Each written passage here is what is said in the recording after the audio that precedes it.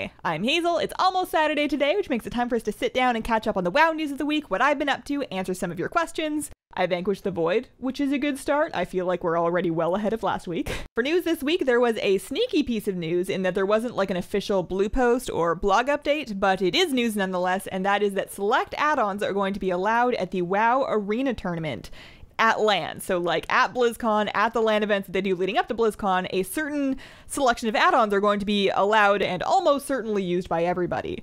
So this isn't something that they posted publicly, but instead they directly informed the tournament players, and then those players shared it via their social media and their YouTubes. The gist of it is that like big debuffs, plate buffs, Gladius and S Arena, and Omni CC but not Omni Bar are going to be allowed at LAN. In previous years, in case you missed it, the way that it worked is that you would do the online tournaments, like the qualifiers leading up to the Big Cup, with any add-ons that you wanted, because they couldn't really police those, at least that's the way I understood it, and then as soon as you got to the actual LAN events, it was no add-ons. So this is basically giving tournament players more accurate cooldown tracking, more accurate duration tracking of buffs and debuffs and cooldowns, and DR tracking, which is the biggest and probably the most controversial change. Because we have these years and years and years of history of no add-ons at LAN tournaments, you've ended up with this class of players that are like the tournament players, and they know very well that they won't be able to use LAN, so they've developed the skills of tracking DRs and tracking cooldowns and that teammate communication that enables them to play at the highest level without using those tools. People have spent a long time developing the talent of playing modlessly, and this absolutely devalues that. But on the other side, and keep in mind my opinion doesn't count for too much because I'm not a tournament player, I think that this is good because it sort of removes the barrier to entry for an aspiring ladder player to make the jump to get into doing tournaments. I imagine there's quite a few people, and maybe I'm just imagining this, but I think there's probably people that do really well on the ladder and they play a lot of arena, but they don't really go out for tournaments. They don't really try to find teams or let themselves go for tournaments because of that big hurdle of having to learn this completely different skill that you don't need on ladder. So I think that it could help encourage getting new blood into the tournament scene, which would be cool. And I also think it kind of removes that weird gap that happens when you leave online tournaments and go into the LAN tournament in the overall trajectory. You get like this weird bump where a whole bunch of people drop off that were very good until you take their add-ons away, which is a good or a bad thing, depending on how you're looking at it, but it is definitely jarring, especially if you're following the tournament and you see some teams that seemed unstoppable just like disappear off the map, and on the flip side, other teams that looked less strong now look better because maybe their comp just doesn't rely on heavily as DR tracking, for example. So, interesting change. I am glad that it is not just like a blanket opening up all add-ons in Arena. Specifically, Omni Bar is not in there, so you're still going to want to track your enemies' cooldowns. And then there's no like weak auras, there's no tell me when, and I think that's really good because if you let them just use everything, then you end up with a situation where teams that just have a really talented weak aura writer have a big advantage, especially because they can make these weak auras and then just like not share them. So I think it's a good change, but I may change my mind if BlizzCon rolls around and we're just watching a tournament filled with nothing but rogue mage teams. That would be something.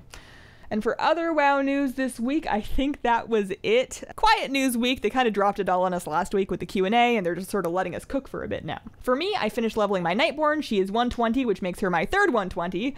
And, you know, I should probably get a few more of those just because I have like an army of 115s at this point. I'm now re-experiencing the joy of gearing up a fresh character in BFA, although it's definitely a lot less painful than it was at launch.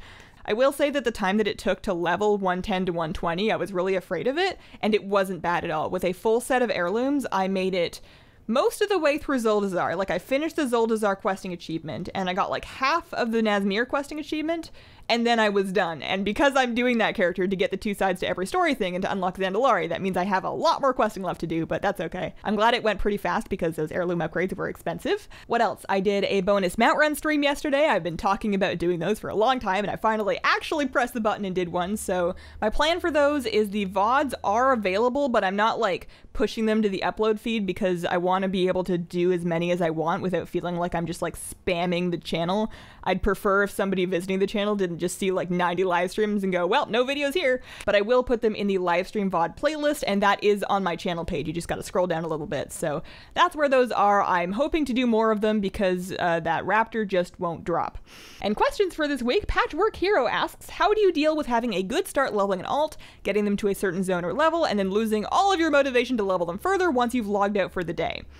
So there are a couple of things I do. The first one is I have a rule where I am only leveling one alt at a time. I can have multiple alts, but if I actually want to get it leveled, I do not let myself level anything other than that specific one. Like, jumping around to different ones is the fastest way to kill my alt leveling motivation. Secondly, if it's like a specific zone or like set of levels, for example 60 to 80, that's a pretty gnarly one, that's like killing your vibe, take a break but keep leveling, if that makes any sense. Like, do some other stuff. So that could be dungeons. For me, what I like to do is I like to do pet dailies on that character, because you get some experience for the pet battle and for the daily, and there's like a couple really close ones you can fly around to. You do need to have unlocked pet dailies for that, but I like doing that. I also like doing the Cataclysm cooking and fishing dailies at a Stormwind or Orgrimmar. Those give like a little bit of extra experience. Archaeology, old world archaeology, is a pretty good amount of experience, as is gathering. So herbing and mining are two professions that I'm taking on every leveling character now, because not only are you getting good experience as you gather stuff, but you can sell that stuff, even the old stuff. Not every zone's stuff will be sellable, but I did actually, Northrend Ore, I did pretty well off Northrend Ore while I was leveling my Nightborn, so just like mix it up, try other stuff, and don't alt hop if you want to finish any of them. Hexfire asks, what are you doing that allows you to get a couple of levels in 30 minutes? It takes me an hour or two of running quests to get a single level.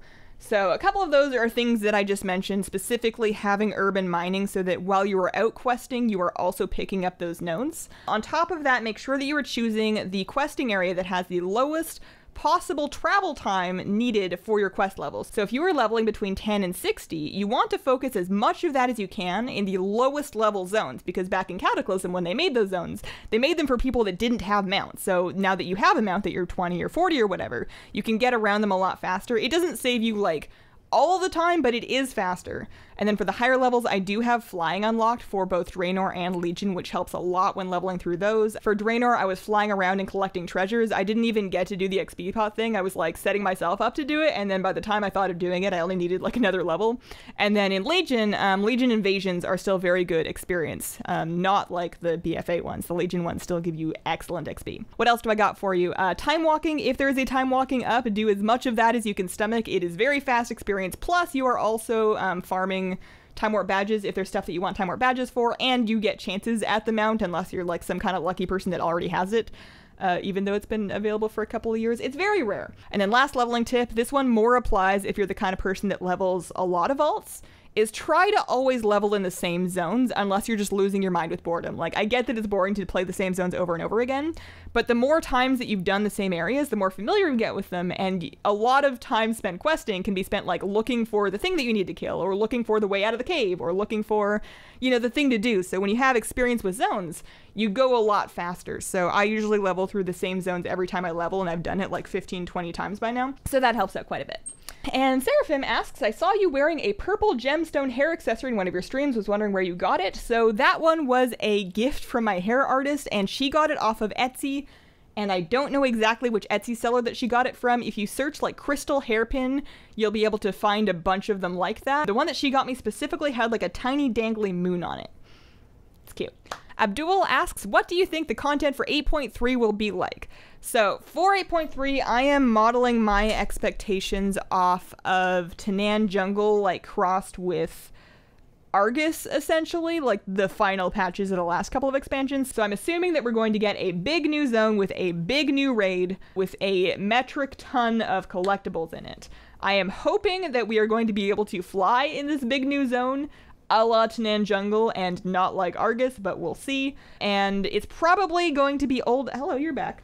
It's probably going to be Old God themed, although I'm hoping that they save like some of the Old Godness for the next expansion. I feel like I really want the next expansion to be like heavily Old God themed, and I don't want them to like do it all too early. But you know, Tanan Jungle had a whole bunch of demon stuff going on, and we still got plenty of demons in Legion, so I have hope. And that has been my week. Thank you guys very much for watching. If you have a question that you would like answered in a vlog, please leave it in the comments of the most recent vlog. Let me know what you think, and have a wonderful, wonderful day. Bye!